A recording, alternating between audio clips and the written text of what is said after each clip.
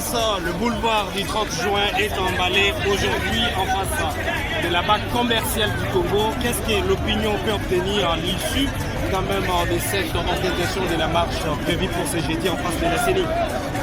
Comme vous le savez, il était prévu à ce que l'opposition puisse tenir un sitting et à l'issue de ce sitting, l'opposition voulait fustiger la mauvaise organisation des élections.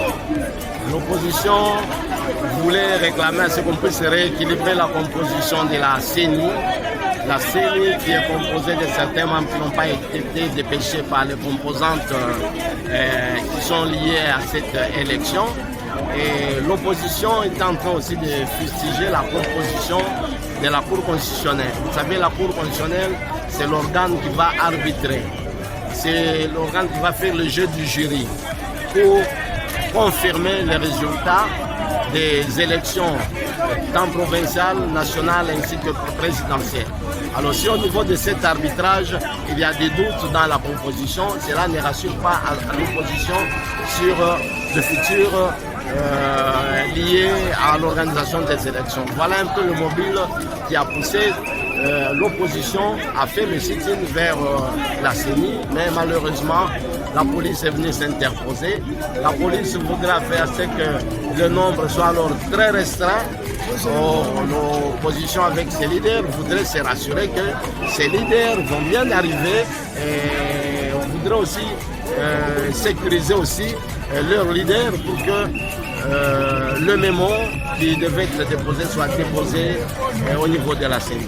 Honorable, est-ce qu'il y a-t-il une contradiction entre le propos tenu par le vice-premier ministre en charge de l'intérieur de la République qui a tenu hier à son cabinet de travail le mercredi? Est-ce qu'il y a-t-il un point de divergence et y a-t-il de l'influence en rapport avec la marche d'aujourd'hui? Donc, vous savez, depuis le début de l'organisation de toutes ces démarches qui sont effectuées par l'opposition, rien ne semble marcher. Et en premier aperçu, là nous voyons le gouverneur de la ville de Kinshasa qui a eu empêché la manif. Or, le gouverneur dépend du vice-premier ministre, ministre de l'Intérieur. Il y a le président Moïse Katumbi qui devait se rendre au Congo central. Il a été empêché à l'entrée de la province du Congo central, mais le gouverneur de cette province, il a comme hiérarchie le vice-ministre, ministre de l'Intérieur, Peter Kazadi. Bon, si lui voudrait se dédouaner de tout ce qu'il y a eu comme bavure, nous disons, non, là c'est une fuite de responsabilité. Donc, c'est au sein de son ministère où ça ne marche pas. Et je crois que c'est lui le premier répondant, ce qui veut dire qu'il y a des contradictions avec ce qu'il a dit et tout ce qui se passe sur le terrain. Au niveau d'ici, regardez le nombre, il est restreint. Il n'y a pas tellement beaucoup de gens, la plupart des membres sont bloqués aux alentours. Donc il ne pouvait que accepter à ce que nous puissions accompagner les leaders de l'opposition, arriver au niveau de la CENI.